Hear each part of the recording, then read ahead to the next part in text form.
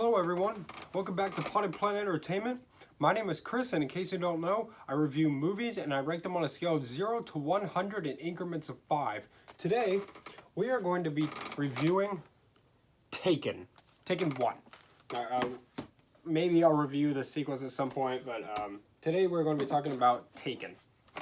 So Taken was released in 2008, and it stars Liam Neeson, Maggie Grace, Famke Janssen, and Oliver Reborden. It was directed by Pierre Morel, and it was produced by Didier Hourerau. I'm not really sure how to pronounce that, but I tried, okay. So this movie tells about a retired man who used to work for the government as sort of like a secret agent, kind of. And his daughter goes overseas with her friend to go on a U2 tour. U2 is a band, in case you don't know. They were going to follow the band around their eastern part of the world tour. And when they land in France, they are kidnapped by human traffickers. And so Liam Neeson goes overseas from America to save his daughter. This movie really propelled Liam Neeson's career as an action star. I mean, he had done action movies before, such as like Batman Begins, but this was the movie that really turned him into like sort of like an older kind of guy action star. It also spawned 2 sequels that neither of them are very good, but this is actually a really good movie.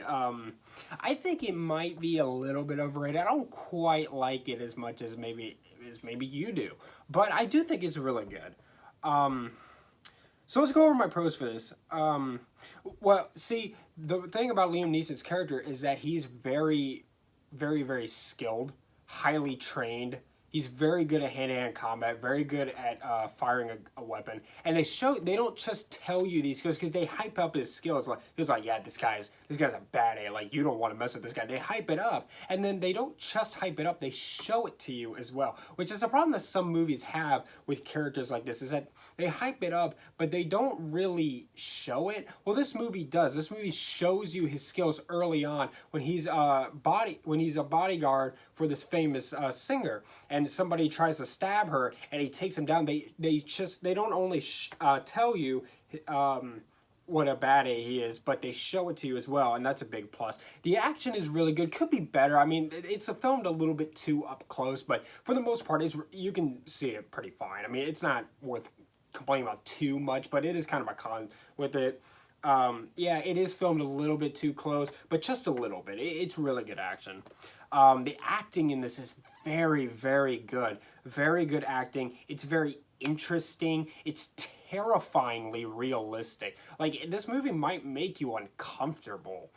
And it really does make an attempt to make you care about the main hero. You really care about this guy, and you want to see him succeed. You're like completely on board with him all the way through this film, even from the very beginning. Like, even before like his daughter gets kidnapped, when his ex-wife is being a jerk to him, you're with this guy from the beginning. Also, I really like how this movie uses lighting to set the mood. It's a dark movie, very dark. It's dark through like 90% of this film. They really use that to help set the mood because it's a very dark movie. His character, Brian Mills, his tactics that he uses are very smart, very clever. You could tell this guy knows what he's doing. It's a very nerve-wracking film, very edge of your seat, kind of, if you ever seen like Uncut Gems, you know the way that movie makes you feel? Well, this movie may not be as nerve-wracking as that, but it is a little bit like that. It's got a good fight scene at the end. It was also filmed on a small budget as well. I think the budget for this was like 25 million, so yeah, that's pretty cool. This movie will also make you afraid to travel. Just like how Jaws makes audiences afraid to get in the ocean, this movie, I feel like this movie has had the same effect on audiences. I think it like makes you kind of afraid to go overseas. And you can call this a con, but I think one of the interesting elements of this film is that there's no clear antagonist. it's just a bunch of bad guys. There's not really one clear. I mean, I think you see the mastermind behind all of it at the end, but that's at like the very end. But throughout the film, there's no real clear antagonist, and some people consider that to be a con to this movie, but I actually like it. I thought it was different in a good way.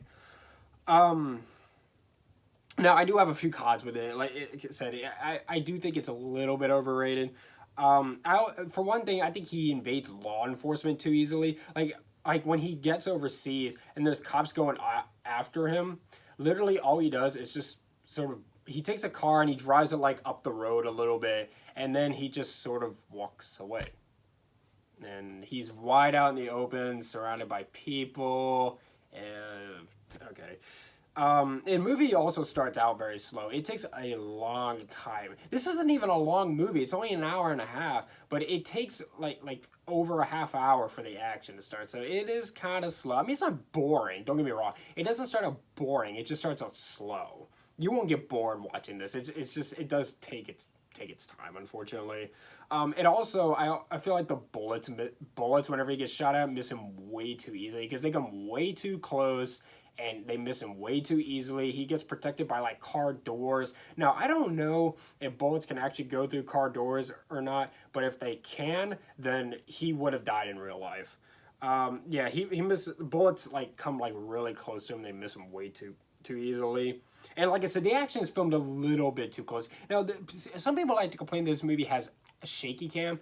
The camera only shakes a little bit. It's used well, and yes, I will admit, it's filmed a little bit too closely. If they just took it back a notch, it would be perfect. But trust me, it's good action. Liam Neeson was so great in this movie. Like I said, the acting in it is very, very good. You really care about this guy.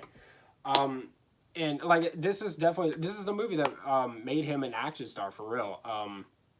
After this, he started becoming like, you know, one of the top action movie guys out there. And he started making a lot of action movies after this. So this movie was very good for his career.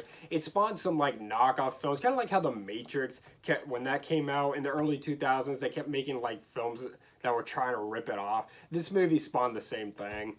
But yeah, it's a really good movie. I was kind of torn a little bit on my rating, but I came to the decision that I am going to give Taken an 80. I thought about maybe giving an 85 because I kind of felt like I was in between on it, but I had to make a decision. So, I mean, maybe one day I'll rewatch this and I think, no, I think I want to give this an 85 instead of an 80, but I'm going to leave it at an 80 for now. Okay, thank you so much for watching this review. Subscribe to Potty Planet Entertainment for more. Hit the like button. Leave movie suggestions down in the comments down below. Follow me on Instagram at Potty Planet Entertainment for channel updates, and much love.